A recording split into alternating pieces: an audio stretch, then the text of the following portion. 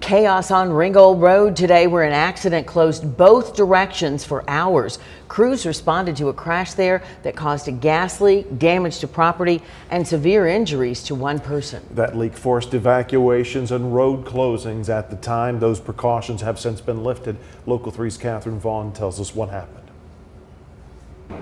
Officers responded earlier this afternoon, and once they arrived on scene, they found quite a bit of damage. They tell us the driver veered out of his lane, cut across the parking lot you see behind me, and crashed into a propane tank, causing that gas leak and leaving a U-Haul employee in critical condition. East Ridge police tell us the driver of the pickup truck was headed west on Ringgold Road when he suddenly veered into the oncoming lanes, hitting a pole. Laying in front of it is the portion of a rearview mirror assembly from a Ford F-150. Knocking down a street sign and crossing through several private lots until his truck ripped the cabinet off a propane tank, rupturing the supply line. Police say the driver didn't stop until he struck a U-Haul employee who was standing in front of a U-Haul truck, wedging him between the two vehicles. The employee suffered critical injuries.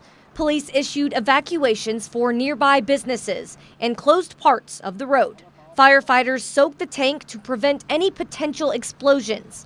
And once the area was secure, they emptied the tank and reopened the westbound lanes. While it's not determined exactly how fast the driver was going, it was more than enough to cause substantial damage. They had a sufficient speed to go through several private lots, through several intermediate barriers, and cause extensive damage on the property of U-Haul, as well as damage to a human being. Police say they're working to get more answers. Our crash investigators had to come through, collect evidence, take photographs, take measurements, and do all the things so they can resolve this in a court. This is an ongoing investigation, and we'll be sure to keep you updated with any new information we receive. I'm Catherine Vaughn, Local 3 News.